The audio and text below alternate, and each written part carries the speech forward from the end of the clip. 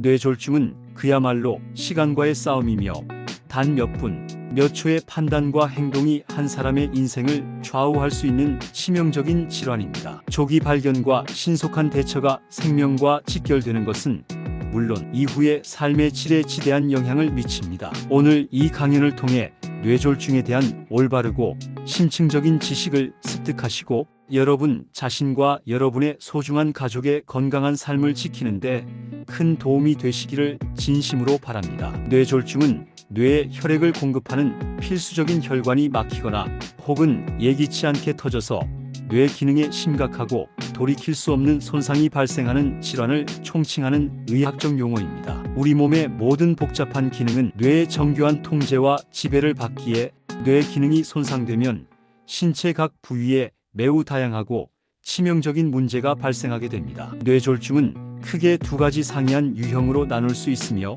각 유형마다 발생 메커니즘과 치료법의 차이가 있습니다. 첫 번째는 뇌경색 또는 허혈성 뇌졸중이라고 불리는 유형으로 이는 전체 뇌졸중의 약 85%를 차지할 정도로 가장 흔한 형태입니다. 이 유형은 뇌혈관이 어떤 이유로든 완전히 막히거나 심하게 좁아져 뇌 특정 부위에 혈액 공급이 중단되는 경우를 말합니다. 마치 강물이 흐르다 거대한 댐에 막히는 것처럼 혈액 공급이 중단되면 해당 뇌 부위의 세포들은 산소와 영양분을 전혀 받지 못해 수분 내에 괴사하기 시작합니다. 주로 동맥경화로 인해 뇌혈관 벽에 콜레스테롤과 지방질이 축적되어 혈관 내부가 좁아지고 경화되는 현상이 발생하며 그 좁아진 부위에 혈전, 즉 응고된 피떡이 형성되어 혈관을 완전히 막아 발생할 수 있습니다. 또한 심장에서 생성된 혈전이 혈류를 타고 뇌로 이동하여 혈관을 막는 심장색전증도 뇌경색의 중요한 원인 중 하나입니다. 두 번째 유형은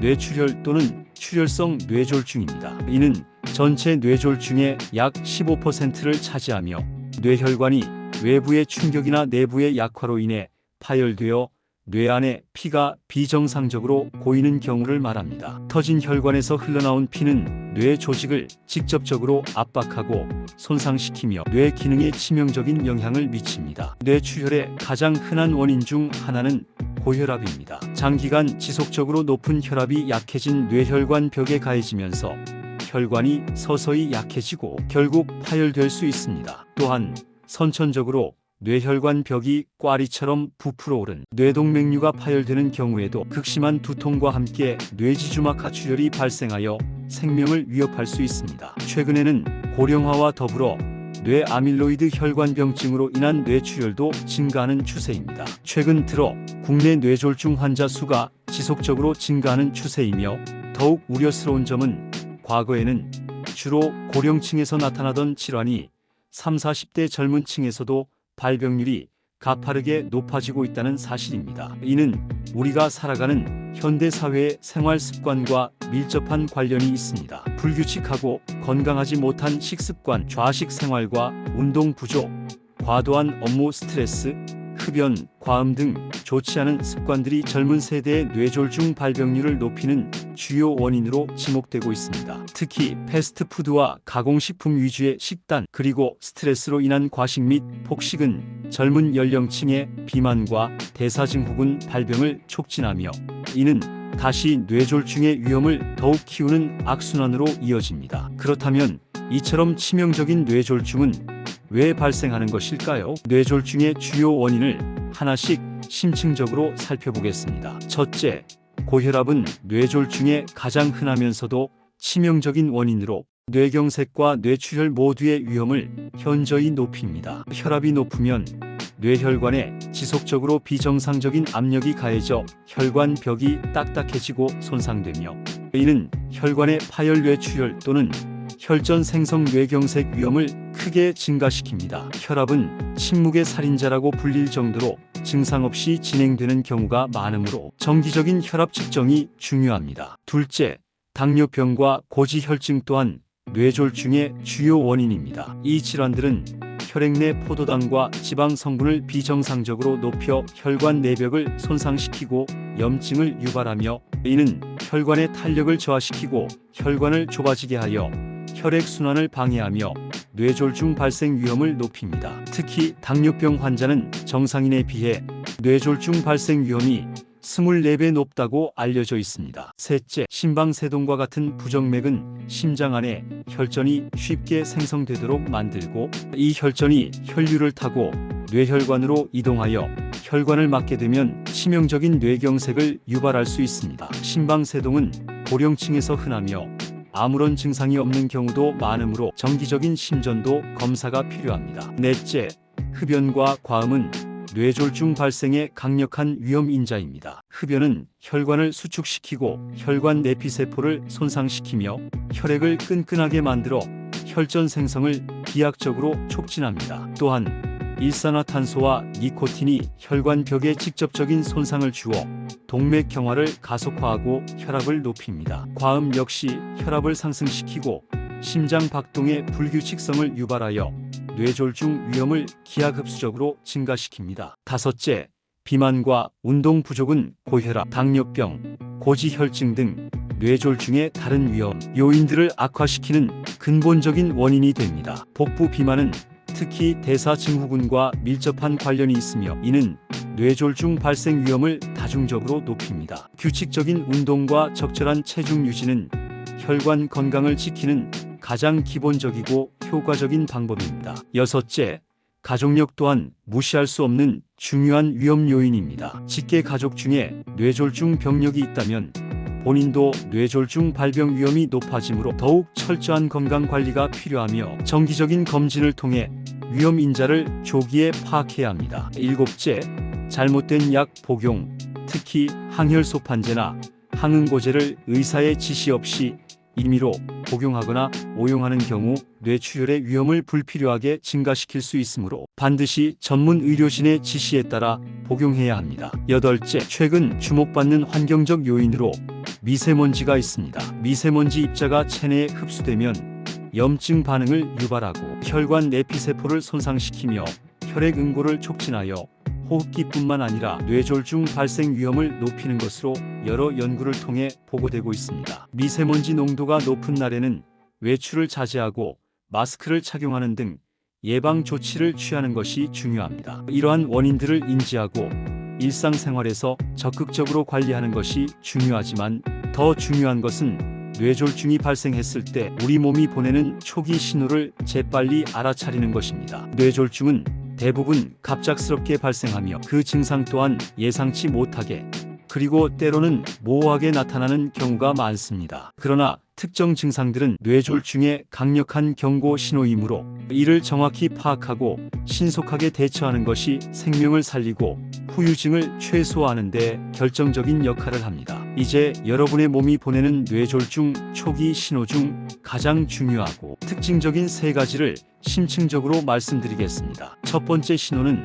갑작스러운 마비 또는 감각 이상입니다. 특히 신체 한쪽에만 나타나는 경우가 많다는 것이 매우 중요한 특징입니다. 얼굴, 팔 또는 다리에 갑자기 힘이 빠지거나 저릿저릿한 느낌 혹은 감각이 둔해지는 증상이 나타난다면 뇌졸중을 강력하게 의심해봐야 합니다. 예를 들어 식사 중에 갑자기 젓가락질이 제대로 안 되거나 한쪽 팔다리에 힘이 없어 물건을 떨어뜨리거나 옷을 입는 것이 어려워지는 등의 상황이 발생할 수 있습니다. 거울을 보시고 활짝 웃어보세요. 이때 한쪽 입꼬리가 축 처지거나 얼굴 한쪽이 비대칭적으로 움직이지 않는다면 이는 뇌졸중으로 인한 안면 마비의 가능성이 높으므로 즉시 의료기관의 도움을 받아야 합니다. 손상된 뇌 부위가 신체 한쪽 움직임을 담당하는 운동 영역이라면 이러한 마비 증상이 나타나게 됩니다. 심한 경우 한쪽 팔 다리를 전혀 움직이지 못하게 될 수도 있습니다. 두 번째 신호는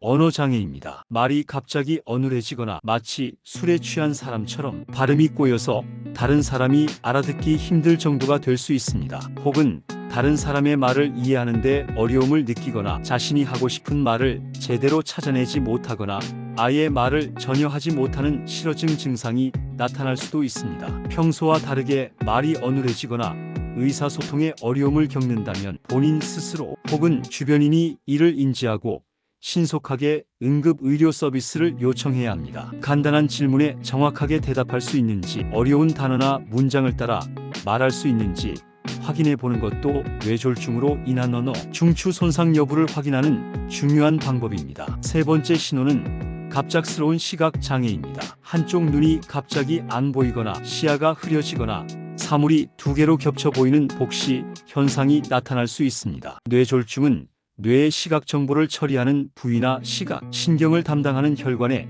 영향을 미쳐 이러한 증상을 유발할 수 있습니다. 운전 중 갑자기 시야가 흐려지거나 한쪽이 보이지 않는다면 매우 위험한 상황이므로 즉시 운전을 멈추고 안전한 곳에 정차한 후 도움을 요청해야 합니다. 또한 시야의 일부가 갑자기 깜깜해지거나 커튼이 내려오는 듯한 느낌이 드는 경우도 시각장애의 일종으로 볼 수 있습니다. 이 세 가지 주요 신호 외에도 갑작스러운 심한 두통, 어지럼증과 균형 감각 상실, 심한 경우 의식 소실 등이 뇌졸중의 초기 증상으로 나타날 수 있습니다. 평소에 경험해보지 못했던 벼락 맞은 듯한 극심한 두통이 갑자기 찾아오거나 빙빙 도는 듯한 어지럼증과 함께 똑바로 걷기 힘들 정도로 균형을 잡지 못하고 자꾸만 한쪽으로 쓰러지는 경우가 발생한다면 이는 뇌졸중의 강력한 경고 신호일 수 있습니다. 또한 갑자기 의식을 잃고 쓰러지거나 혼미한 상태에 빠진다면 즉시 응급 상황임을 인지하고 119에 신고해야 합니다. 이러한 증상들은 뇌졸중으로 인해 뇌의 다른 중요한 기능들이 손상되고 있음을 시사합니다. 이러한 뇌졸중 의심 상황에서 여러분이 반드시 기억하고 행동으로 옮겨야 할 중요한 법칙이 있습니다. 바로 전 세계적으로 널리 사용되고 있는 패스트 법칙입니다. 패스트 법칙은 뇌졸중의 주요 증상을 빠르게 인지하고 신속하게 대처하기 위한 약자이자 행동 지침입니다. 첫째, F는 페이스, 즉 얼굴입니다. 뇌졸중이 의심되는 사람에게 웃어보라고 요청했을 때 얼굴 한쪽이 처지거나 비뚤어지는지 주의 깊게 확인합니다. 이는 안면마비의 징후일 수 있습니다. 둘째, A는 암지, 즉 팔입니다. 양팔을 앞으로 나란히 들어 올리도록 요청했을 때 한쪽 팔이 힘없이 아래로 떨어지거나 주저앉는지 확인합니다. 뇌졸중으로 인해 한쪽 팔에 마비가 왔을 가능성이 있습니다. 셋째, S는 스피치, 즉 말입니다. 간단한 문장을 따라 말해보라고 요청했을 때 발음이 어눌해지거나 말을 제대로 하지 못하는지 확인합니다. 예를 들어 나는 오늘 아침을 먹었다와 같은 간단한 문장을 시켜보는 것입니다. 마지막으로 T는 타임, 즉 시간입니다. 뇌세포는 산소와 영양분 공급이 중단되면 단 몇 분 만에 영구적인 손상을 입기 시작합니다. 증상 발생 후 병원에 도착하여 전문적인 치료를 시작하는 골든 타임은 일반적으로 3시간에서 최대 4.5시간 이내로 알려져 있습니다. 이 골든 타임 안에 적절하고 신속한 치료를 받는다면 뇌 손상을 최소화하고 영구적인 후유증을 크게 줄일 수 있을 뿐만 아니라 완전한 회복의 가능성 또한 높아집니다. 골든 타임 내에 병원에 도착하면 의료진은 환자의 상태와 뇌졸중 유형에 따라 가장 적절한 치료를 시행합니다. 만약 뇌경색으로 진단받았다면 막힌 혈관을 다시 뚫는 치료를 시행합니다. 혈전 용해제를 정맥으로 투여하여 혈전을 녹이거나 대퇴부 혈관을 통해 카테터를 삽입하여 물리적으로 혈전을 직접 제거하는 혈전 제거술을 시행할 수 있습니다. 혈전 제거술은 특히 큰 혈관이 막혔을 때 매우 효과적인 치료법으로 알려져 있습니다. 뇌출혈의 경우에는 출혈의 원인과 뇌 안의 출혈 부위 및 양에 따라 혈압을 엄격하게 조절하거나 뇌 안의 압력을 낮추는 치료 혹은 직접적인 수술을 통해 출혈을 멈추고 뇌 손상을 최소화하는 데 집중합니다. 뇌졸중의 급성기 치료가 성공적으로 마무리되었다고 해서 모든 과정이 끝나는 것은 아닙니다. 뇌 손상으로 인해 발생한 마비, 언어장애, 인지 기능 저하 등 다양한 후유증을 극복하고 일상생활로 복귀하기 위해서는 꾸준하고 체계적인 재활치료가 필수적입니다. 재활치료는 뇌의 가소성을 이용해 손상된 기능을 최대한 회복시키고 남아있는 기능을 강화하여 독립적인 생활을 가능하게 하는 과정입니다. 꾸준한 재활치료는 환자의 회복에 큰 도움을 줄 수 있으며 후유증을 최소화하고 궁극적으로는 삶의 질을 향상시키는 데 결정적인 역할을 합니다. 재활치료는 퇴원 후에도 지속되어야 하며 지역사회 재활 프로그램이나 자가 운동 등을 통해 꾸준히 관리하는 것이 중요합니다. 마지막으로 뇌졸중은 충분히 예방 가능한 질환이라는 점을 다시 한번 강력하게 강조하고 싶습니다. 우리의 생활 습관을 개선하는 것만으로도 뇌졸중의 위험을 상당 부분 낮출 수 있습니다. 첫째, 고혈압, 당뇨병, 고지혈증과 같은 만성 질환을 철저하게 관리해야 합니다. 꾸준한 약 복용과 정기적인 검진을 통해 혈압, 혈당, 콜레스테롤 수치를 정상 범위로 엄격하게 유지하는 것이 뇌졸중 예방의 핵심입니다. 둘째, 건강한 식습관을 반드시 유지해야 합니다. 나트륨 함량이 높은 짠 음식, 포화지방과 트랜스지방이 많은 기름진 음식, 그리고 단순당이 많은 가공식품과 음료는 피하고 신선한 채소와 과일, 통곡물, 살코기 위주의 단백질, 견과류 등 섬유질과 불포화 지방산이 풍부한 균형 잡힌 식단을 섭취해야 합니다. DASH 다이어트나 지중해식 식단은 뇌졸중 예방에 도움이 되는 대표적인 식단입니다. 셋째, 규칙적인 운동을 생활화하십시오. 하루 30분 이상, 주 5회 이상의 중등도 유산소 운동, 빠르게 걷기, 조깅, 수영, 자전거 타기 등과 주 2에서 3회의 근력 운동은 혈관 건강을 개선하고 혈압을 낮추는 데 큰 도움이 됩니다. 운동은 혈액순환을 원활하게 하고 체중 관리에도 기여하여 뇌졸중 위험을 다각적으로 줄여줍니다. 넷째, 금연과 절주는 필수입니다. 흡연은 뇌졸중 발생 위험을 24배 높이는 것으로 알려져 있으며 니코틴과 타르 등의 유해 물질이 혈관을 직접적으로 손상시키고 혈전을 생성하여 동맥경화를 가속화합니다. 과음 또한 혈압을 높이고 심혈관계 질환의 위험을 증가시키므로 반드시 금연하고 절주해야 합니다. 넷째, 스트레스 관리에 힘써야 합니다. 만성적인 스트레스는 혈압을 상승시키고 면역력을 약화시키며 염증 반응을 촉진하여 혈관 건강에 부정적인 영향을 미칩니다. 요가, 명상, 취미 활동, 충분한 수면 등을 통해 자신만의 스트레스 해소법을 찾아 건강하게 관리해야 합니다. 마지막으로 정기적인 건강 검진을 통해 뇌졸중의 위험 요인을 조기에 발견하고 관리하는 것이 중요합니다. 특히 40대 이상이라면 혈압, 혈당, 콜레스테롤 검사를 정기적으로 받고 필요한 경우 뇌혈관 정밀 검사를 고려하는 것이 좋습니다. 뇌졸중은 단순히 신체 마비만을 유발하는 것이 아닙니다. 뇌졸중으로 인한 뇌 조직의 손상은 기억력 감퇴, 인지 기능 저하 등을 유발하여 혈관성 치매의 중요한 원인이 될 수 있습니다. 혈관성 치매는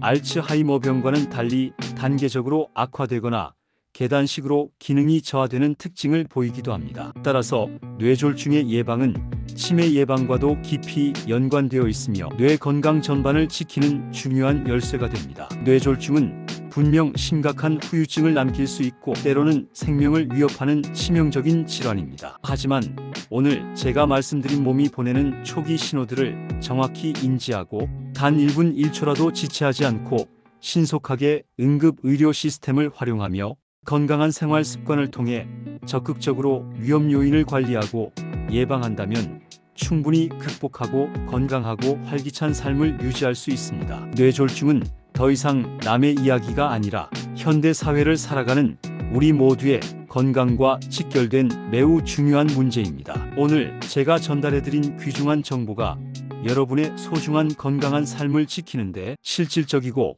강력한 지침이 되기를 진심으로 바랍니다. 더욱 유익하고 심층적인 건강 정보와 여러분의 건강 증진에 도움이 될 수 있는 혁신적인 제품들을 만나보고 싶으시다면 지금 바로 제 프로필을 클릭하면 구매 링크를 통해 더욱 건강한 미래를 위한 첫걸음을 내딛어 보세요. 또한 이 영상의 이벤트이라고 댓글을 남겨주시면 여러분의 건강을 위한 특별한 이벤트 링크를 보내드리도록 하겠습니다. 여러분의 건강한 삶을 향한 여정을 항상 응원하며 다음에도 더 건강한 정보로 찾아뵙겠습니다. 감사합니다.